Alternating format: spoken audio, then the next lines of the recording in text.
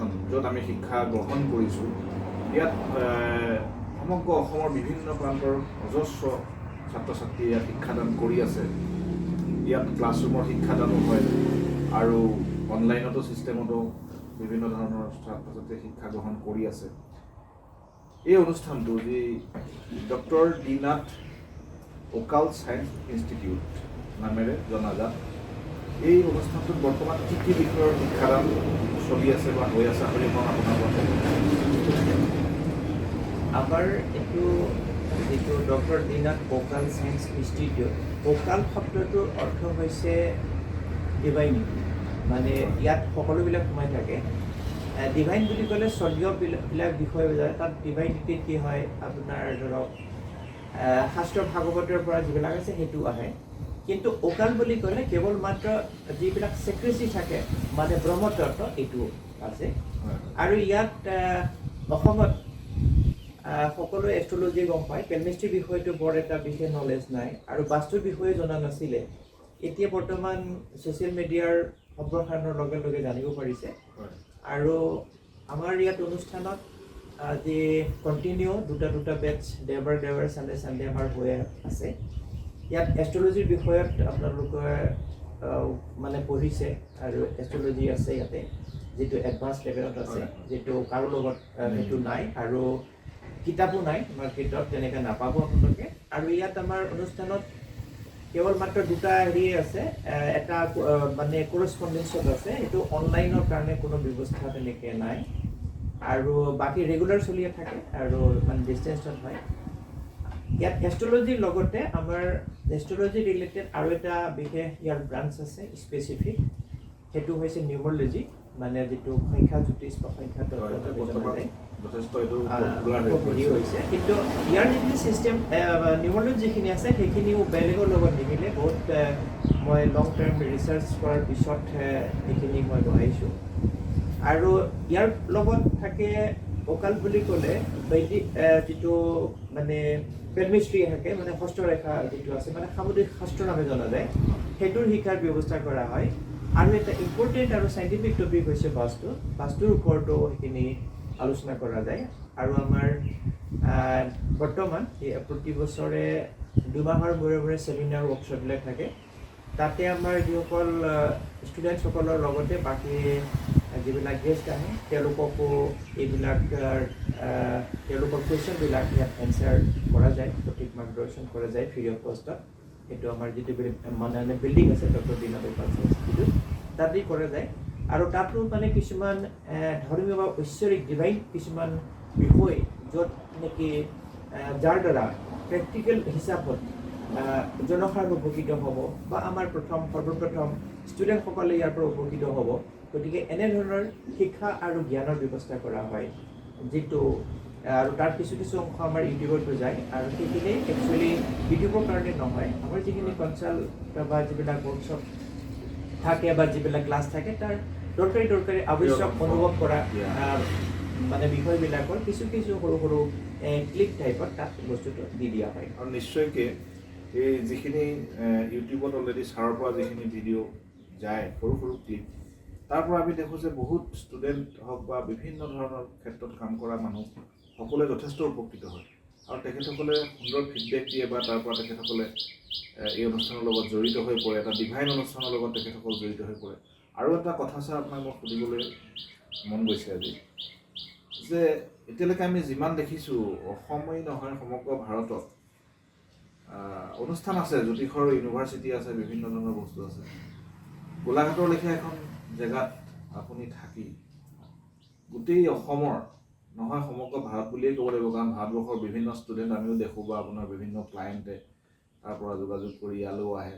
Even আমি last আপোনাক দেখা পাইছোঁ যে বিদেশৰ ক্লায়েণ্টো আপোনাৰ লগত যোগাযোগ কৰি পেলাই ইয়াত আহিছে। আপুনি মনত কেনেকৈ ভাবিলে যে নিজৰ সমস্ত টকা পইচা খৰচ কৰি এনেকুৱা এটা অনুষ্ঠান আপুনি নিজে সৃষ্টি কৰিছে, যিটো অনুষ্ঠান এই অনুষ্ঠানৰ ক্লাছৰুমৰ পৰা ধৰি ইমান আপডেটেড ক্লাছৰুম, AC ব্যৱস্থাৰ পৰা ধৰি সমস্ত কৰি আপুনি মনত যিখিনি কৰিলে বৰ্তমানলৈকে, এই বিশেষ চিন্তাটো কিয় আহিলে বা সেই উৎসাহটো আপোনাক কোনে যোগালে বা কেনেদৰে আপুনি এই কামটো কৰিলে?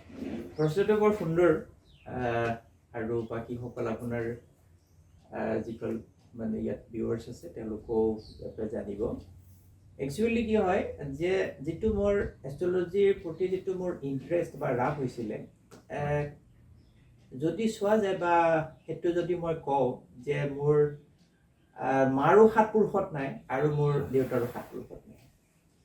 তো যেতিয়া মই ষ্টুডেণ্ট হৈ আছিলোঁ, ঠিক ইট উড বি ক্লাছ 9-10 এনেকুৱা আছিলে, মানে ফকীৰবিলাক আহে, তেতিয়া তেওঁলোকে আহি পেলাই হেৰি কৰে।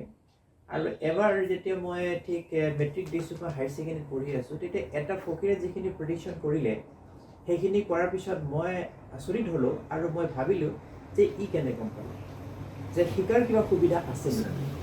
সেইকাৰণে মই চেষ্টা কৰিলোঁ এতিয়া শিকিম হয় ক'ত, মানে ক'ত শিকিম, কিবা কিতাপ পোৱা যাব আৰু আপোনালোকে আপুনি সুধিলে আচৰিত হ'ব যে সেই বিষয়ত মই কিতাপ বিচাৰি যিবিলাক মানে কিতাপৰ এখন দোকানত গ'লোঁ মই বিপণীত, তাৰ পৰা এখন কিতাপ দেখিলোঁ। মই দেখাৰ পিছত চালোঁ, মই কিতাপখনৰ দাম আছিলে ৪৮ টকা সেই সময়ছোৱাটোত। আৰু সেই সময়ছোৱাটোততো পইচা ক'ত পাম, আৰু মোৰ মা দেউতাও বহুত ষ্ট্ৰিক্ট, পইচা নিদিয়ে। এবাৰ চালোঁ, মই চাই ঘূৰি আহিলোঁ, আকৌ নেক্সট চালোঁ, এদিন গৈ সেইটো ঘূৰি আহিলোঁ। থাৰ্ড টাইম যাওঁতে দোকানৰ যিজন মালিক তেওঁ ক'লে যে তুমি বহুতবাৰ আহিছা, বহুতবাৰ চাইছা, কিতাপখন নিয়া নাই। তাৰপিছত ভাবিলোঁ মই লাজ পাই গ'লোঁ কথাটোত। এটা কিতাপখন মই কিনি আনিলোঁ, কিনাৰ পিছত পঢ়িলোঁ, দেখিলোঁ যে বৰ এইটো ইণ্টাৰেষ্টিং ছাবজেক্ট। আৰু সেইটো মই ভাবিলোঁ যে এটা পদ্ধতিগতভাৱে যে সুন্দৰ যাতে শিক্ষা লওঁ, কাৰণ মোৰ যিটো আগৰ পৰা মোৰ লক্ষ্য, কিবা এটা বস্তু যদি মই মানে জনাৰ ইচ্ছা যায়, তাক যেতিয়ালৈকে মই ঘূৰি পোৱা নাজানো তেতিয়ালৈকে মোৰ শান্তি নাই। সেইকাৰণে মই সেইটো মানে পঢ়িলোঁ, চালোঁ, তাৰপিছত ভাবিলোঁ যে অলপ ভালকৈ পঢ়া যাওঁ, এতিয়া কিতাপ ক'ত পাম। তেতিয়া মোৰ এজন ল'ৰা আছিলে লগৰ, সি গুৱাহাটী গৈ থাকে, তাক মই পইচা দিওঁ আৰু গুৱাহাটীৰ পৰা যিমান কিতাপ আছে মই তাক লৈ আহিবলৈ এনেকৈ লৈ আহিছিলে। লৈ অহাৰ পিছত পঢ়ি চালোঁ, লাহে দেখিছোঁ যে ইণ্টাৰেষ্টিং বস্তু। সেইভাগে কিছু মই মোৰ লগৰীয়া বন্ধু বান্ধৱৰ পৰা মই হেৰি কৰিলোঁ, মানে অলপ মানে এক্সপেৰিমেণ্ট কৰিব ল'লোঁ। দেখিলোঁ যে ৱৰ্ক বঢ়িয়া কাম কৰে, ভাবিলোঁ যে ইয়াক পদ্ধতিগতভাৱে মই মানে হেৰি কৰা যাওঁ। এতিয়া শিকিম হয়, মানে ক'ৰ পৰা শিকিম। তেতিয়া এই যিবিলাক পঞ্জিকা থাকে তাত এডভাৰটাইজ কিছুমান থাকে, আৰু এই এডভাৰটাইজ চাই পেলাই মই মানে যোগাযোগ কৰিবৰ চেষ্টা কৰিলোঁ। কৰাৰ পিছত লাহে লাহে তেওঁলোকৰ দিল্লীত আপোনাৰ তেনেকৈ কিতাপৰ বৃহৎ মানে নেশ্যনেল আৰু ইণ্টাৰনেশ্যনেলি মাৰ্কেট হেৰি আছে, চব ইংলিছ মিডিয়ামৰ কিতাপ আছে। তাত মই পঢ়িলোঁ, সেইখিনি ষ্টাডি কৰিলোঁ, তাৰপিছত মানে অনুষ্ঠানৰ অনুসন্ধান কৰিলোঁ। কৰাৰ পিছত লাহে লাহে ইটোৰ পিছত সিটো BA course, MA, master degree, PhD, gold medallist বৰ্তমান এতিয়া হৈ গ'লোঁ। গতিকে এইভাগে মই মানে শিক্ষাৰ পৰা যিটো মোৰ উৎসাহ, যিটো হেঁপাহ, সেই বস্তুটো মই পালোঁ। সেইকাৰণে ভাবিলোঁ কি যে দেখিছোঁ সংসাৰত আমাৰ যিসকল মানুহ আছে তাত জীৱনটো বহুত মানে বিপদাপন্ন, বহুত কষ্টকৰ আৰু সমস্যা বহুত। সেইকাৰণে মই ভাবিলোঁ যে তাৰ মই জনাৰ নিচিনাকৈ এইখিনি বস্তু মই মানুহৰ আগত কেনেকৈ প্ৰকাশ কৰোঁ। আৰু সেইটো মোৰ প্ৰথম মানে প্ৰচেষ্টা হিচাপত এখন কিতাপ লিখাৰ মই সংকল্প কৰিলোঁ। ফাৰ্ষ্ট বুক আছিলে মোৰ মহাবীৰ কিতাপখন, সেইভাগে মোৰ 4খন আৰু 6খন কিতাপ বৰ্তমান মাৰ্কেটত আছে। তাৰপিছত মই এটা কথা চিন্তা কৰিলোঁ যে মই যিমান কষ্টৰে এইখিনি মই শিকিলোঁ, এইখিনি যদি নেক্সট জেনেৰেশ্যনক কিছু দিব পৰা যায় তো বেষ্ট হ'ব। তাৰ কাৰণে ভাবিলোঁ যে এষ্ট্ৰলজি মানে এখন কিতাপ লিখাৰ কথা ইয়াৰ ওপৰত। তাৰপিছত সেইটো নামাকৰণো হৈছিল আৰু কিতাপখনৰ মই কিছু আৰম্ভ কৰিলোঁ, কিন্তু তেনেকৈ কেইজনমান ক্লাইণ্টৰ কাৰণে মই তেওঁলোকে মোক শিক্ষা দিবলৈ বাধ্য কৰালে। তাৰপিছত মই এটা কথা ভাবিলোঁ যে মই যি প্ৰচেষ্টাৰ মাধ্যমত ইমানখিনি কৰি যি সফলতা মই পালোঁ, যদি মোৰ মৃত্যু হয় মোৰ লগতে সেইবিলাক চবটো নষ্ট পাই যাব। সেইকাৰণে ভাবিলোঁ কি ঠিক আছে, যাতে এইখিনি বস্তু যাতে মোৰ পৰা বেলেগলৈ যাতে মানে ট্ৰেন্সফাৰ হৈ যায়, নেক্সট যাতে ট্ৰেন্সফাৰ হৈ যায়, এইটো এটা বৃহৎ মানে কল্যাণৰ যিটো পৰিকল্পনা মই ব্যৱস্থা কৰিলোঁ। ওপৰলৈ কৃপা প্ৰভুৰ সেইটোৱে ইচ্ছা আছিলে।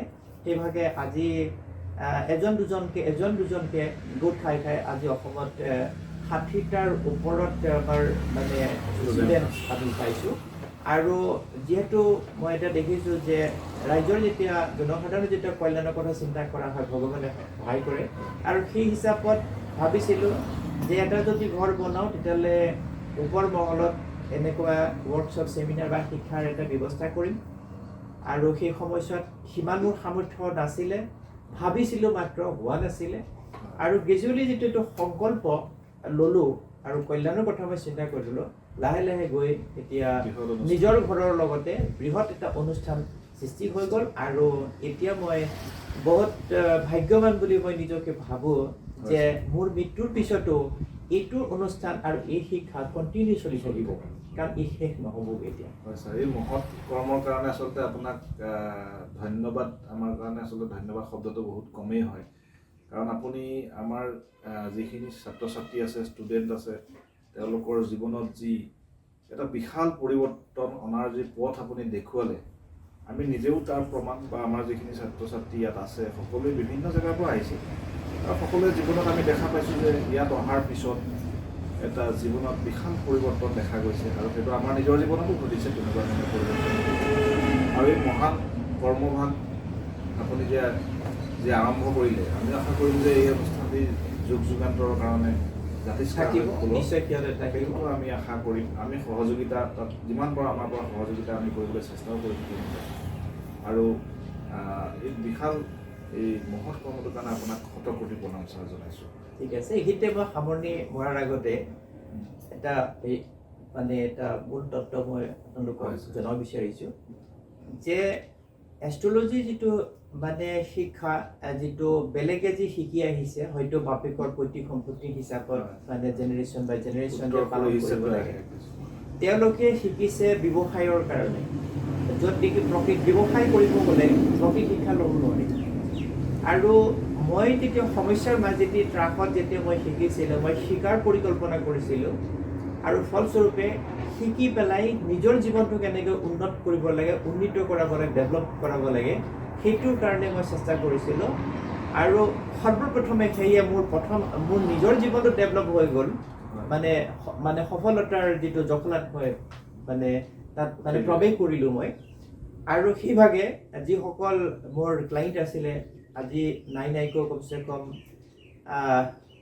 50,000 মানুহ মোৰ আণ্ডাৰত গাইডেঞ্চত আছে আৰু মই য'ত য'ত হাত দিছোঁ তেওঁলোকৰ সকলোৰে এইখিনি মানে সকলোৰে কল্যাণ হৈছে সকলোৱে ইয়াত সফলতা পাইছে সেইকাৰণে মানে এইখিনি বস্তু বৰ্তমান যি শিক্ষা দিয়া হৈছে এইখিনি বেলেগৰ কাৰণে ব্যৱসায় ভিত্তিক নহয় নিজৰ কাৰণে দিয়াৰ চেষ্টা কৰা হৈছে যাতে তেওঁলোকে যিসকলে শিক্ষা ল'ব তেওঁলোকে নিজক প্ৰথমতে জানিব জনাৰ পৰা কেনেকৈ উন্নীত কৰাব লাগে তাৰ ব্যৱস্থা তেওঁলোকে কৰিব আৰু সেই ব্যৱস্থা হ'লে যে মানে জীৱনত সফল হ'ব আৰু পৃথিৱীখন তেওঁলোকৰ ওচৰত তিনি নগণ্য হৈ পৰিব যি মন যায় তেওঁলোকে কি কৰিব পাৰিব কিন্তু এটা কথা এইখিনিতে ঠিক যে আপোনালোকে দেখিব যে মেনিফেষ্টেশ্যন বোলা যিটো বস্তু আছে সেইবিলাক মই ভাবোঁ যে মিছা কথা কাৰণ যদি মেনিফেষ্টেশ্যন কৰিয়েই যদি মানুহৰ ইচ্ছাবিলাক পৰিপূৰ্ণ মানে কৰিব পৰা যায়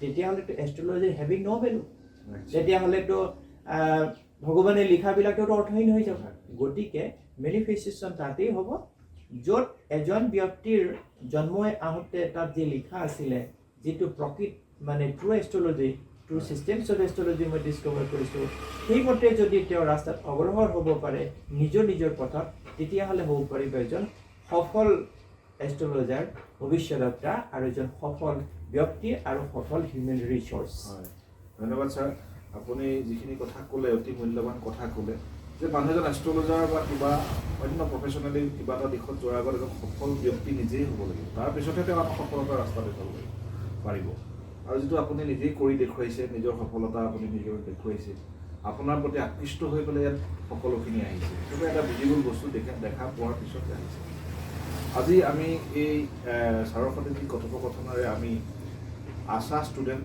নামেৰে আমি যি ইউটিউবৰ এই চেনেলটো আৰম্ভ কৰিছোঁ অনাগত দিনবোৰত আমি বিশেষকৈ জ্যোতিষৰ ওপৰত এষ্ট্ৰলজিৰ ওপৰত যিখিনি আপডেট হওক বা বিভিন্ন ধৰণৰ সাক্ষাৎকাৰ বিভিন্ন ধৰণৰ বহুত জানিবলগীয়া কথা এই চেনেলটোৰ যোগেদি নিশ্চয়কৈ আমি প্ৰচাৰ কৰিবলৈ চেষ্টা কৰিম আৰু আপোনালোকে আমি এটাই অনুৰোধ কৰিম যে প্ৰকৃত জ্যোতিষ শাস্ত্ৰৰ বিষয়ে প্ৰকৃত জ্ঞানখিনি আপোনালোকে পাবৰ কাৰণে এই চেনেলটো আপোনালোকে অনুগ্ৰহ কৰি ছাবস্ক্ৰাইব কৰিব আৰু ভিডিঅ'টো লাইক কৰিব আৰু লগতে আপোনালোকে শ্বেয়াৰ কৰিব কাৰণ তাৰ দ্বাৰা মই ভাবোঁ যথেষ্টখিনি ব্যক্তি উপকৃত হ'ব। ধন্যবাদ ছাৰ, আজিলৈ ইমানতে সামৰণি মাৰিছোঁ।